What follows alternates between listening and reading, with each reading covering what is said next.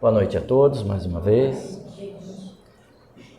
Hoje, o tema da nossa palestra foi tirado de um trecho que consta no Evangelho de Mateus e que Kardec também trouxe a sua explicação no Evangelho segundo o Espiritismo. E o tema é preciso que haja escândalos.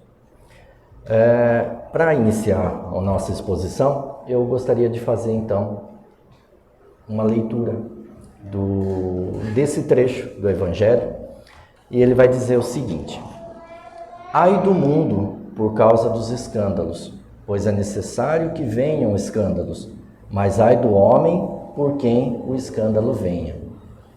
Se a vossa mão ou o vosso pé é objeto de escândalo, cortai-os e lançai-os longe de vós. Melhor será para vós que entreis na vida tendo um só pé ou uma só mão, do que terdes dois e serdes lançados no fogo do inferno. Se o vosso olho vos é objeto de escândalo, arrancai-o e lançai longe. Melhor para vós serás que entrei nessa vida tendo um só olho, do que terdes dois e serdes precipitados no fogo eterno.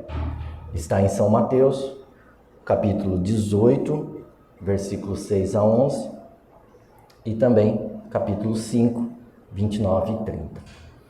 Mas aí, para a gente poder compreender então essa passagem, que é muito significativa para o rumo que a gente pode dar para a nossa vida, para a forma como a gente olha as coisas que se sucedem no nosso caminho, eu organizei aqui de forma que a gente fracionasse esse texto para ficar mais fácil de a gente compreender. Então, primeiramente, esse termo escândalo que Jesus coloca no seu texto, na sua fala, a gente pode considerar como todo ato efetivo que demonstra o nosso mal moral. Tudo aquilo que demonstra o quanto a gente ainda é imperfeito. Tudo aquilo que, ao ser praticado, choca a moral de quem observa.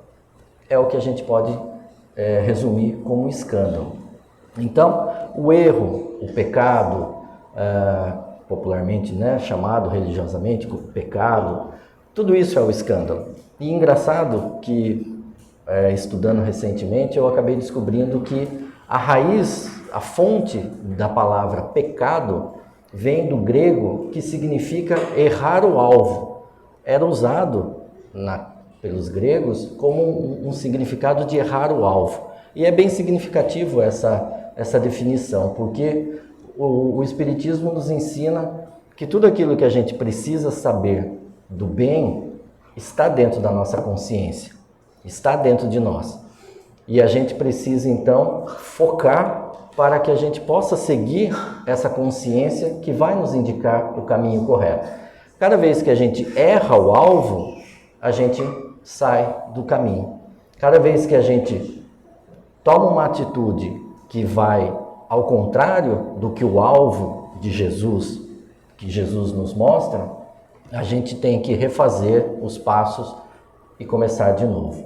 Então, a definição de escândalo tem esse sentido, para nós aqui no nosso estudo. E aí, quando Jesus fala, é necessário que venham os escândalos. Isso decorre, basicamente, da lei de causa e efeito. Porque Jesus compreende, porque em 2000 anos, desde a sua passagem, a humanidade não avançou muito em termos de se conscientizar da sua reforma moral. Avançou, mas não o tanto, talvez, que a mensagem de Jesus poderia proporcionar se a gente se atentasse mais a ela. Mas a condição moral da humanidade faz com que seja inevitável a existência de erros no mundo. Os pecados, os escândalos, é inevitável que aconteça. Porque se a gente calcular quantos atos equivocados são cometidos por minuto no mundo, são milhares, são bilhares. E se a cada ato desse corresponder a um efeito que vai trazer necessidade de correção, que vai trazer dor, que vai trazer a necessidade de sentir algum mal para corrigir, Imagine só como é a atmosfera desse planeta. Então, é claro que Jesus foi inteligente em dizer que é necessário, é inevitável que o mal aconteça na humanidade. Vai acontecer sim. E Deus, para quem nenhuma folha cai sem que Ele consiga trazer isso para o bem, para a evolução da humanidade, Deus vai se utilizar dessa situação também para nos ajudar a evoluir. Porque é observando o mal praticado pelo outro, é observando as consequências do mal que foi praticado, que nós podemos aprender, que nós podemos olhar e identificar que tipo de comportamento a gente deve copiar, né? Então, o mal que é inevitável que aconteça tem essa finalidade. Tem a finalidade de nos mostrar qual é o caminho que a gente precisa tomar. Usar aquele exemplo, usar aquela situação para a nossa correção, para o nosso aprendizado. Porque é do convívio com esses atos, com essas causas, com esses efeitos, com essas situações dolorosas, que a nossa moral vai sendo transformada, vai sendo chocada, vai sendo aprimorada, buscando com que a gente se melhore. A gente não precisa cometer o mesmo erro do vizinho para receber a mesma consequência para a gente aprender. Muitas vezes a gente, de observar, de refletir sobre aquela situação, a gente pode buscar o exemplo, né? E é interessante como a gente pode perceber que a humanidade vem evoluindo moralmente a ponto de que certas situações que há alguns séculos não chocava a moral de ninguém, hoje em dia já causa escândalo, né? Uma situação de evidente racismo, machismo, um preconceito de qualquer natureza, causa um rebuliço, causa um escândalo que ajuda, né? Facilita para que pessoas que estão distantes daquela situação possam ter algum tipo de aprendizado. Porque quando sai na mídia, por exemplo, um escândalo envolvendo corrupção, envolvendo um crime bárbaro, envolvendo algum ato que choque a sociedade em que a gente vive, isso traz para nós a necessidade de refletir. E queira ou não, aquela mensagem que chega para nós e que muitas vezes pode até dar a impressão de que o mundo está pior, porque são tantas notícias de coisas ruins, mas não é. É que coisas ruins estão chamando a atenção, coisas ruins estão sendo noticiadas, situação que há algum tempo atrás nem era passado despercebido. E essas coisas que surgem e que chegam até nós servem como esse aprendizado. E aí, continuando o texto, Jesus fala também: ai do homem por quem o escândalo venha. Porque embora a gente tenha acabado de compreender essa situação inevitável que é o mal no mundo e o quanto Deus se utiliza disso para auxiliar o crescimento da humanidade, não é por isso que alguém que pratica o mal possa dizer que está contribuindo, então, para que Deus possa auxiliar a humanidade. Não tem nada a ver. Porque poderia dizer, olha, mas se o mal é necessário, se Deus se vale do mal para auxiliar a humanidade a evoluir, aquele que pratica o mal está sendo instrumento de Deus para manter essa didática funcionando. Mas Jesus, então, adverte: ai do homem por quem o mal venha. Porque, como eu falei, o mal, ele deve servir de exemplo. Ele sempre vai acontecer. Sempre que a gente observar a sociedade ao nosso redor, a gente vai verificar que o mal está ocorrendo. Mas nós não devemos ser o agente desse mal, o agente desse escândalo, né? Os efeitos negativos desse ato que alguém possa praticar, eles serão colocados na conta de quem praticou, indiferentemente de ser ou não útil para o crescimento de alguém, né? Não há justificativa. Inclusive, Kardec, no Evangelho segundo o Espiritismo, no capítulo 8, ele dá um exemplo nesse sentido que vai dizer assim, um filho que maltrata o pai provavelmente está recebendo aquele tratamento porque ele deve ter sido um mau filho em algum momento. Então, por lei de causa e efeito, ele agora está sendo maltratado pelo filho. Então, o filho está apenas cumprindo com a lei de causa e efeito. Para ele não deveria existir nenhum tipo de penalidade ou nenhum tipo de situação adversa. E Kardec explica que isso não tem nada a ver. O filho que maltrata o pai, nesse exemplo que Kardec coloca, ele vai receber, sim, os efeitos negativos desse ato, independente de qual tenha sido e qual seja a necessidade de aprendizado daquele pai.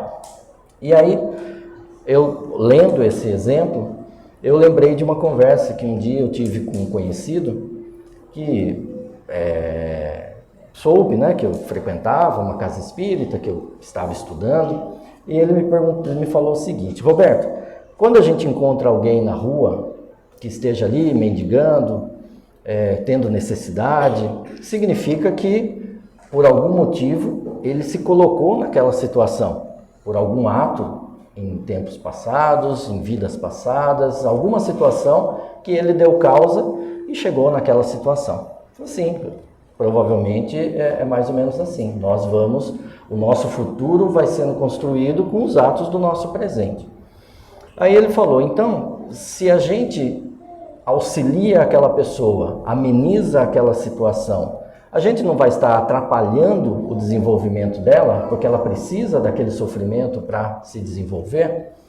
E aí eu tive a oportunidade de dizer para ele que não é só o sofrimento que ensina, o amor, o exemplo de caridade, muito mais até.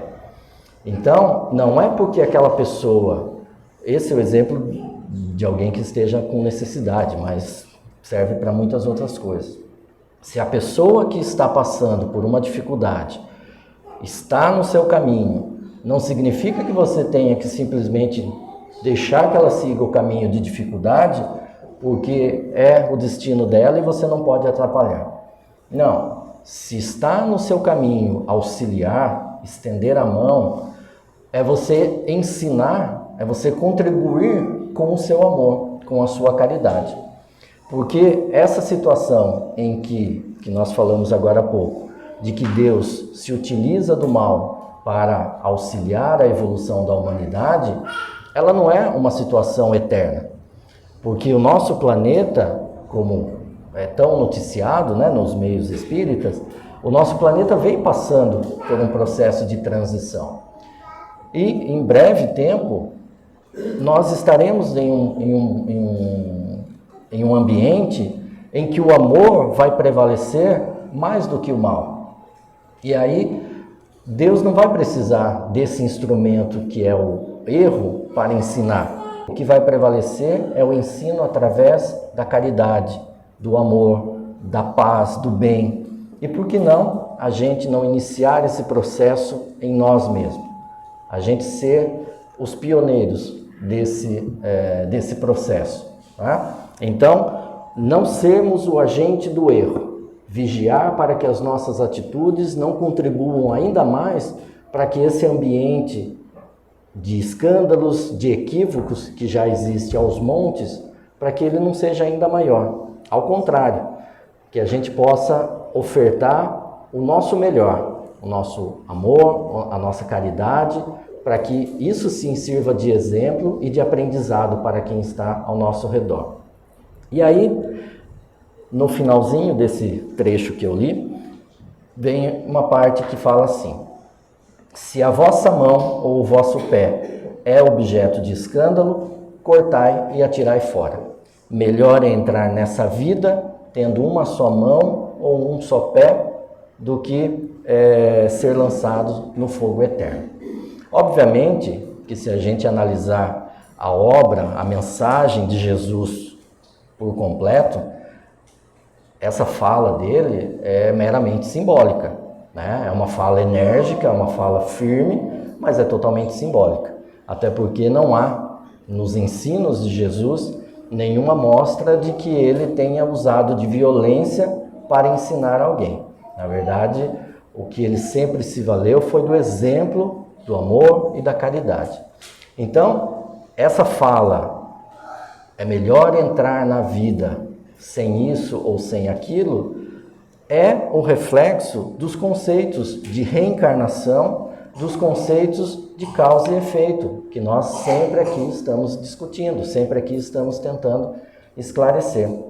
Né? Porque quando a gente usa as ferramentas que a gente tem em mãos de maneira equivocada, sempre que a gente recebe um benefício, a gente recebe um atributo e a gente não consegue utilizar para a nossa evolução, muito provavelmente a gente vai passar numa próxima existência sem aquilo, para que de fato a gente sinta falta desse benefício e possa dar valor. E isso envolve diversas coisas.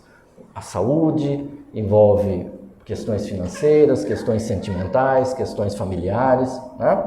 E aí eu queria trazer como exemplo dessa situação aquilo que foi conversado na palestra da semana passada, que o nosso colega Renato trouxe aqui sobre a desigualdade de riquezas, né? Que o Espiritismo também tenta nos esclarecer a respeito disso, dos ricos, dos pobres, né?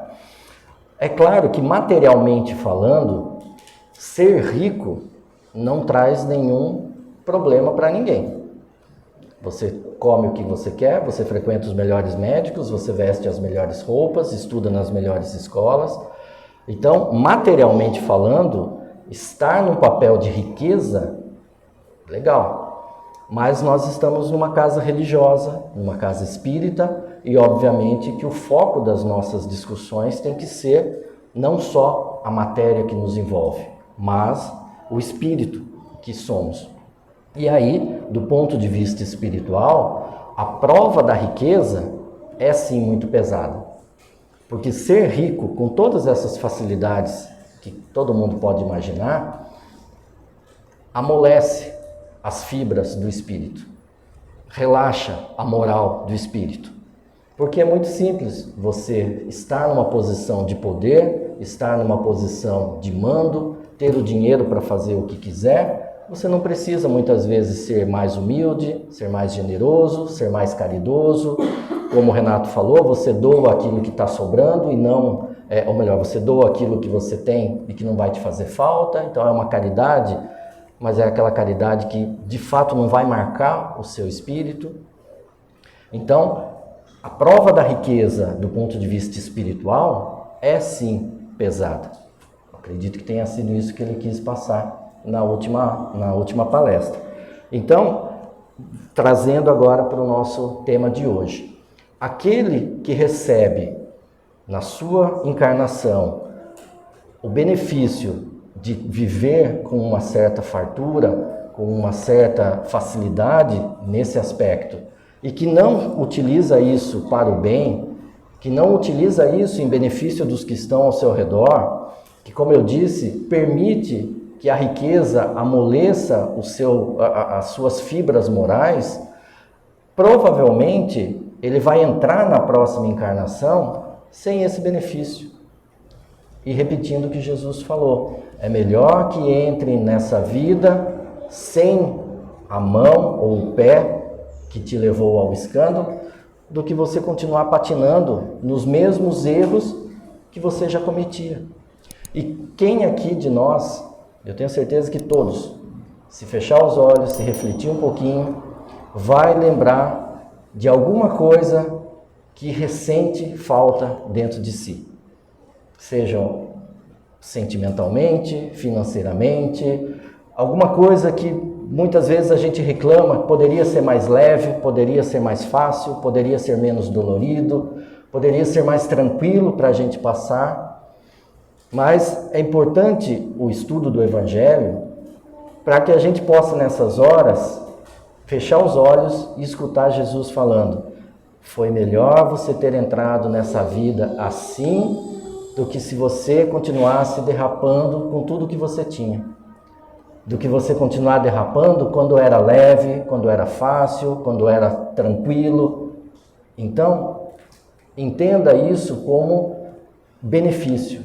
Entenda isso como uma possibilidade que Jesus está nos dando para que a gente possa passar por essa encarnação, ressentindo sim a falta, a necessidade daquilo que a gente quer, às vezes nem sabe o que é, mas a gente quer, e vivendo bem, apesar disso, porque a gente estará preparado, se preparando, melhor dizendo, para que em outras encarnações, em outras oportunidades, a gente possa ter de volta aquilo que hoje a gente sente falta. E aí, melhor condicionado espiritualmente, para que a gente possa receber aquilo de novo em nossas vidas e saber usar, e saber aplicar, né? De uma maneira que não vá nos perturbar, que não vá nos atrapalhar. É isso que Jesus tem falado. Então, resumindo, o escândalo, o erro, a maldade no mundo é inevitável, porque o homem ainda é imperfeito. Nós cometemos erros, nós recebemos os efeitos desses erros. Então, a gente sempre vai encontrar o erro. E Deus utiliza isso como exemplo para que a gente possa se melhorar. Mas a gente não pode ser o causador do escândalo. A gente tem que vigiar os nossos passos, os nossos atos, para que a gente não seja o causador do escândalo. Que a gente possa ser aquele que auxilia, que cura quem cometeu o erro. E não ser aquele que agrava o erro, né? E a mensagem final que é: entramos nessa vida com tudo aqui, sem aquilo que nos fez derrapar nas anteriores, para que a gente pudesse se melhorar, para que a gente pudesse compreender o quão é necessário estar preparado espiritualmente para receber os benefícios de Deus, né? Seja da riqueza, seja da saúde perfeita, e aí muitas vezes a gente acaba convivendo com algumas enfermidades, com relações familiares difíceis, relações amorosas difíceis, dificuldades no emprego, tudo aquilo que parece que para nós é o empecilho, na verdade é o ensinamento, é a mensagem de Jesus dizendo: foi melhor você estar vivendo isso para que você pudesse aprender, né? E aí eu trouxe, para que a gente pudesse compreender ainda mais o que Jesus traz de mensagem, eu trouxe o ensinamento do Hermínio Miranda, professor Hermínio, um brilhante escritor de obras maravilhosas que ensinam muito. E nesse livro, Os Cátaros e a Heresia Católica, em 2 trechos, ele vai falar o seguinte: quando se coloca o problema do erro, do mal, do escândalo, a postura de Jesus é a mesma. Corrige-se a criatura para que não sofra mais. E aí ele dá os exemplos de Jesus falando. Vai e não peques mais, ele disse para o paralítico. Vai e de agora em diante não peques mais para que não te aconteça coisa pior.